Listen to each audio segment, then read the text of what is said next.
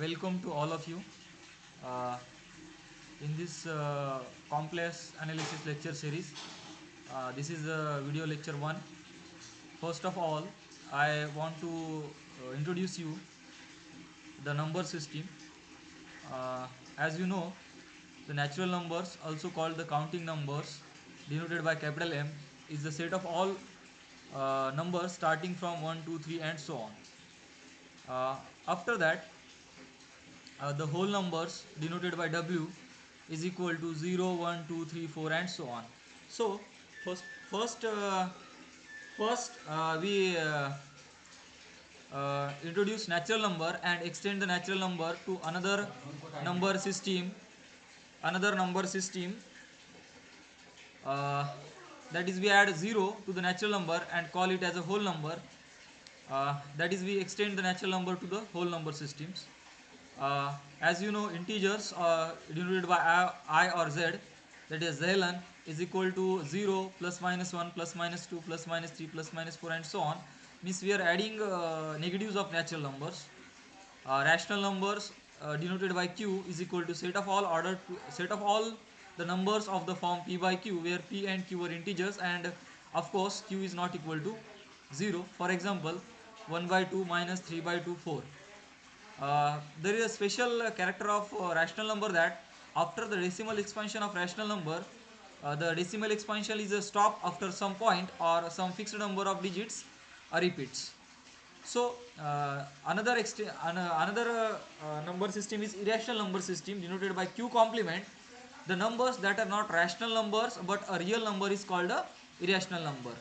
The special characteristics of irrational number is that after the decimal expansion of irrational number, the number decimal expansion never stop, and the points after some fixed digit does not repeat.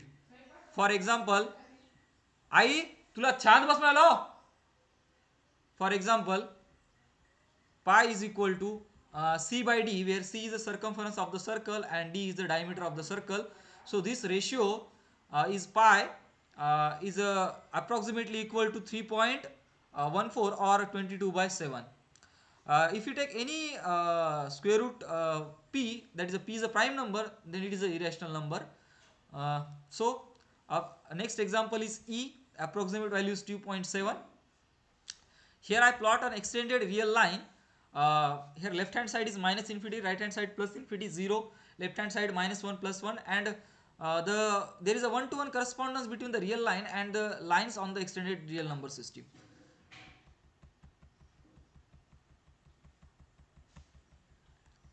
So I am defining a distance function, that is a metric space. To know how about a function, follow my another video about I have made on functions, special video I have made on functions. See that what is mean by a function. So distance function called as a metric space.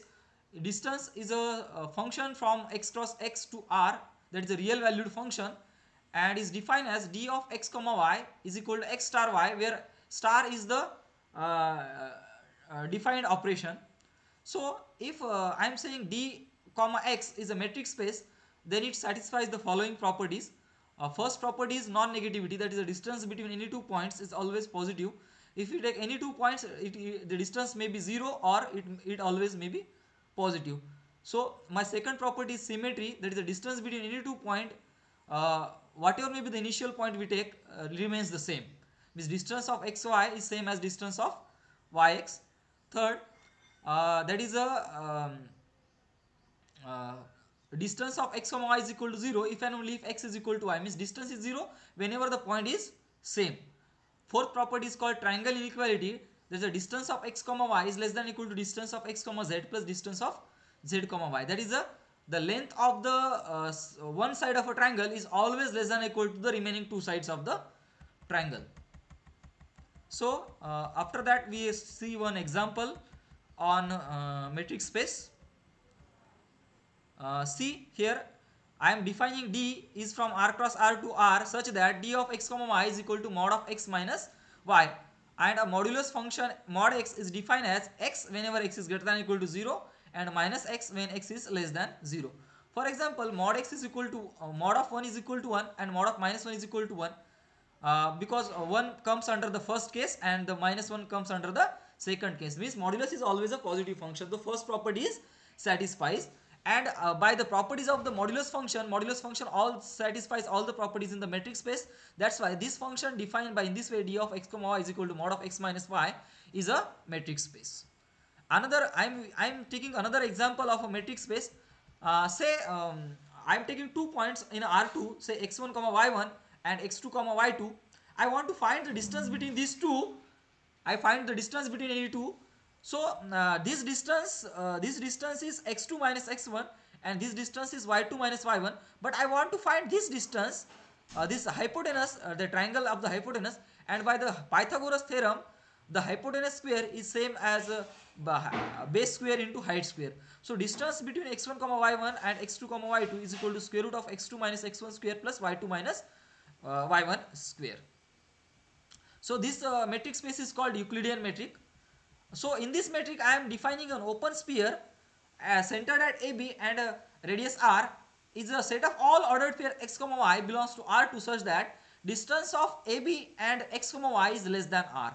As we know that distance of AB and x comma y is less than r is defined in this way: square root of x minus a whole square plus y minus b whole square less than r. So after squaring this, I am getting x minus a square plus y minus b square less than r square.